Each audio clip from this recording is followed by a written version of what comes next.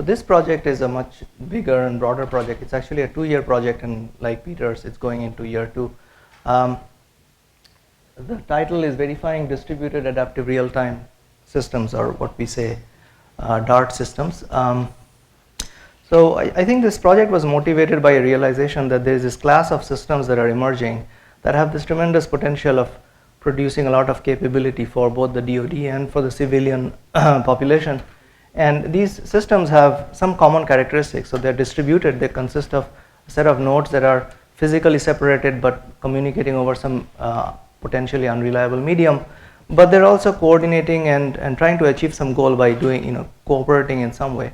They're adaptive. Each node changes and learns over time and changes its behavior to try and achieve some kind of some objective to the best possible ability under an adversarial or uncertain environment.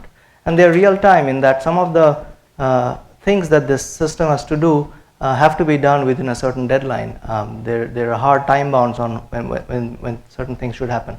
And so if you think of examples of this, you could think of a connected highway where vehicles are crossing intersections and talking to each other without the drivers even being aware of them and completely avoiding collisions.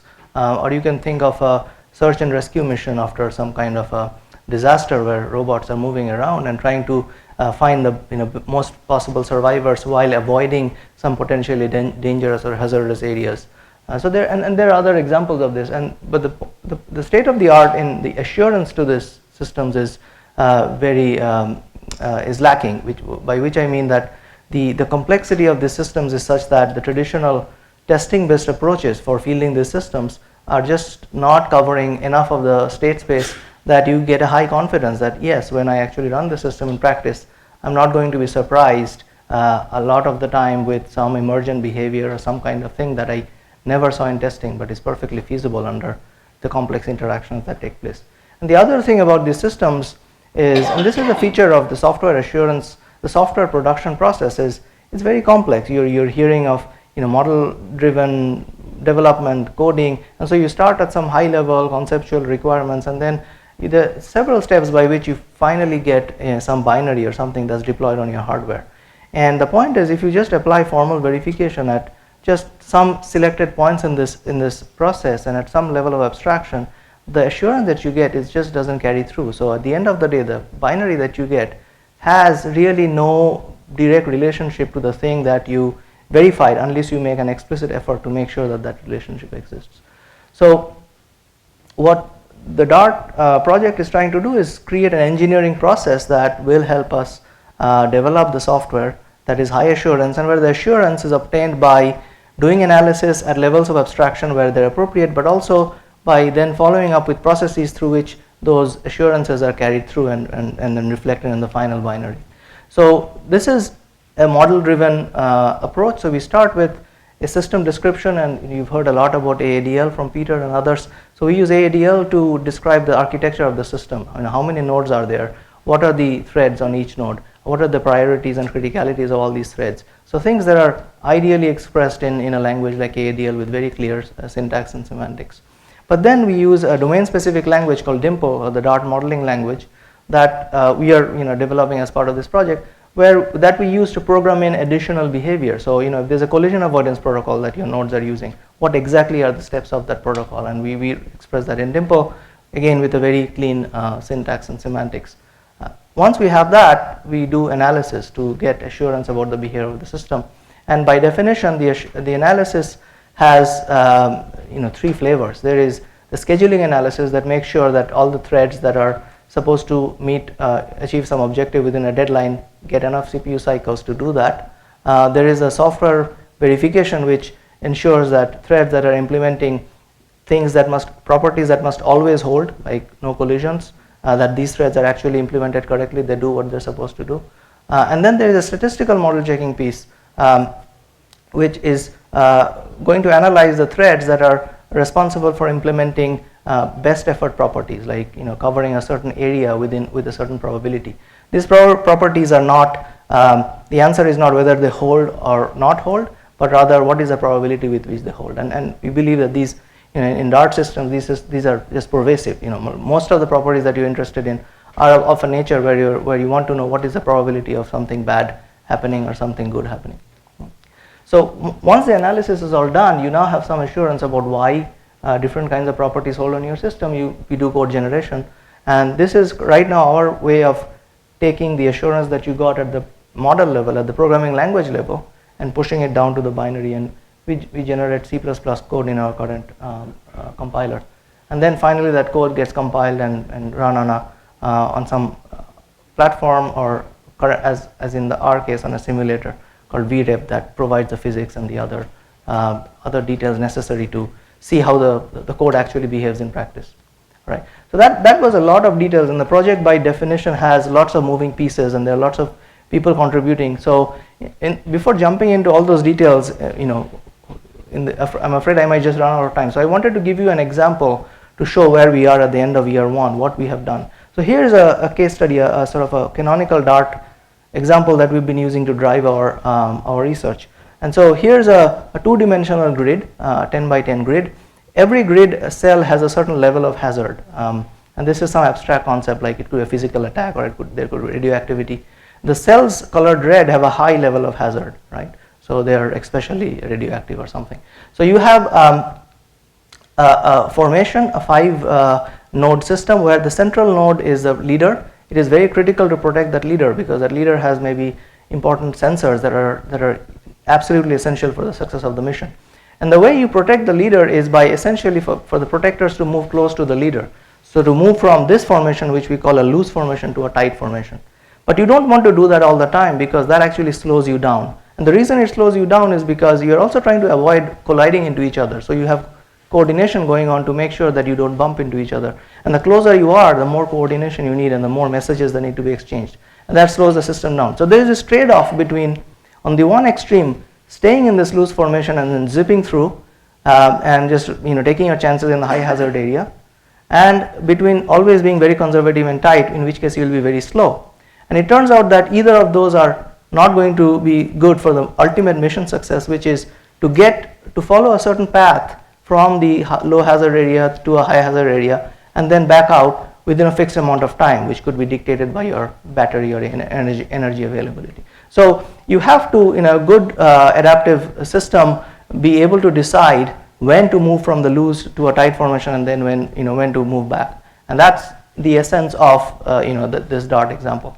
And so I have a video that shows a simulation, and I was told I just need to click on something. It will not. Okay, sorry. But if the video had played, what you would have seen was basically one run of the system where it kind of does what you expect it to do. It starts off in this loose formation, and then as it's entering the high hazard area, it switches to a tight formation and then back out again. And that was just to show that we have this end-to-end process down, where we can start with a system programmed in Dimple and do all the analysis that we need, collision avoidance and so on, and then finally generate the code that's ready and good enough to run on a simulator that's publicly available. So, okay, so let's back up. Perfect. So again, there are many moving pieces in this project. So before jumping into each of them, I wanted to give you a quick brush of what those pieces are and say just a few words. So there is a language design aspect of this project, where we have to make sure that we have a language that's rich enough to express realistic systems, but also constrained enough that we can do actually tractable analysis on it. There's an architecture aspect of the system, which is, again, you don't want the system to be composed of have arbitrary structure, because that makes analysis very intractable. Having a structure and modularity to the system means that we can actually take pieces of the system and focus specific analysis on specific pieces. I've talked about the language. There is a self-adaptation piece of this, which is where there is logic, complicated logic, to decide how you monitor the environment, and then how you change your behavior based on what you've learned and how what goals you're trying to achieve.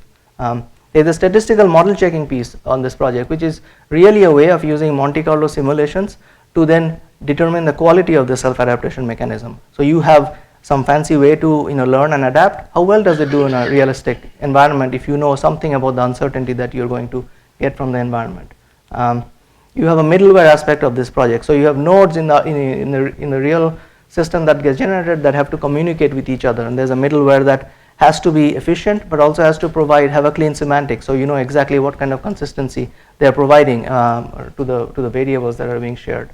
There's a scheduling aspect to this. So we've talked about real time, and then that some of the properties here must be achieved within specific deadlines.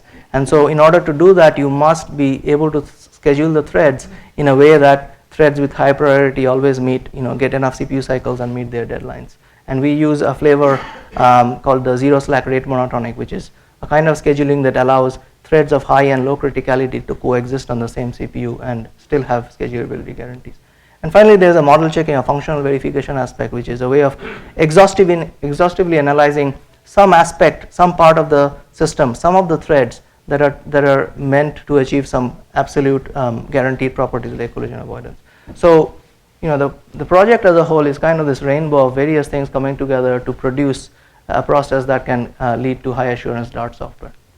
So let me try in the 4.5 minutes go a little bit into each of these. So the architecture, so DART imposes a specific architecture on the system. Each node has a bunch of high critical threads. These are threads that are supposed to implement and achieve the guaranteed properties, things must always hold. There are low critical threads. These achieve the probabilistic properties, things that can hold with up to some probability, may fail on some runs. There's a middleware that allows the threads to communicate with each other and with threads on other nodes. We use a Medora middleware that you again heard from James Edmondson yesterday. There's a scheduler that's scheduling all the threads on the system, including a thread that the Medora middleware itself has in order to be able to receive messages from the other nodes. And then you have the operating system and hardware, which is all the sensors and actuators, and that pattern repeats across all the nodes in the DART system. So by definition and in our programming language, we bake this in. So if you write a DART system in Dimple, this structure is kind of imposed on you. The Dimple programming language is a language that was defined with sort of two objectives. Again, it should be constrained enough that we can do extractable analysis, which means it doesn't by itself allow unbounded recursion or dynamic memory allocation, that kind of stuff. So it's very constrained in some sense. But it should be powerful to be able to use existing libraries. So Dimple allows you to call out external C++ libraries where you might have some kind of fancy machine learning implemented or some image recognition algorithm implemented. And that's fine according to Dimple, but it's just that when you do verification, you cannot rely on specific behavior from those libraries. Right? They are really meant to implement properties that are probabilistic. And then we've developed, as I mentioned, a compiler for this language that does both the code generation and also helps us with the verification. The self-adaptation piece of this is, so this is the part of the program that's deciding whether the node should change and adapt its behavior, and what it follows is a classic loop that came out of the autonomy computing literature called the MAPE loop: monitor, analyze, plan, and execute. And in the MAPE loop, there are these 4 phases, but for our purposes, we've kind of merged the plan and execute, analyze and plan phases into a sort of a adaptation phase. And the way it's implemented currently is by thinking of the system as playing a game with the adversary, with the environment, and playing a probabilistic game. So at any point in time, the adaptation manager has the decision to do one of several tactics. So it could either, let's say, change formation or stay in the same formation. So those are the 2 tactics, T1 and T2, right? So change formation or stay in the same formation. Once that happens, the environment can now react probabilistically and move the system to a new state, right? And if you just play out this game, you basically get like a tree that's an unfolding of a Markov decision process. And what the adaptation manager does is essentially unfolds this tree up to a finite depth and then uses a probabilistic model checker to say, what is my best strategy given this finite amount of horizon lookup that I have, right? And Gabriel Moreno, who's leading this work, has implemented this, and basically once you have that call to Prism might say, okay, your best strategy is right now T2, and so that game happens, and then you repeat from the next step onward. And remember, this is not an offline model checking. This is happening online as the system is executing. At every step where the adaptation manager has to do something, it plays this game. It's a bounded game, so you can do things. So the other piece is the statistical model checking piece. This is actually, given any complex stochastic system, how can you simulate the system sufficiently many times that you can make a prediction about some event with enough precision, right? So a lot of what we did here is really how do we simulate a distributed system, which is what a DART system is, and how do we do it efficiently if you are given a cluster of machines. So we created this distributed simulation infrastructure for a distributed system in some sense, and at the end of the day, basically we have techniques to make sure that our predictions are not biased. We don't run failing runs more often than successful runs, for example. But once we do that, we can actually run the simulation, just let it crank, and out comes the final result, which is the probability with which a certain event happens with a bounded amount of error that you are interested in.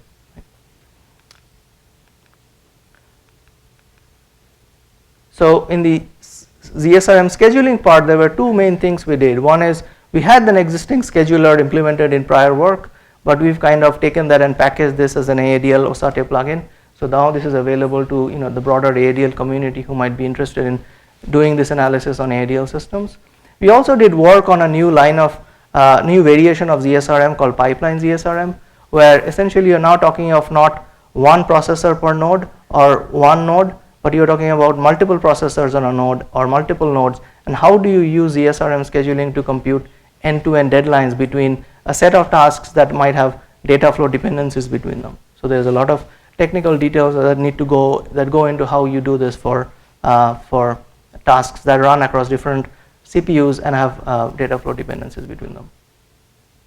And finally, the functional verification, and the piece that we focused on here was how do we verify correctness of a system, not just the software part, but actually end to end. So in particular, for collision avoidance, what we were interested in is proving not that there's some property that holds in the software, but actually there are some collision avoidance properties that holds on the nodes, which is that they're never in the same space-time coordinate at any point of time. And to do that, we basically decomposed the problem into two parts. One was proving something that the software assumes about the controller, and then proving something that the controller ensures about the platform. And we call these contracts, we call them application controller contracts and controller platform contracts. And once you have proven them, you can actually then do a meta proof and show that together they imply no collision avoidance in physical space-time. And then one of the nice things about this work was it enabled us to work with some of our collaborators in AFRL who have complementary expertise. So they are they have expertise in hybrid system verification, and so they were able to apply their techniques to verify some of the interfaces, the contracts between the controller and the platform, which involves reasoning about nonlinear systems. So since I'm out of time, let me just have the challenges and future work there.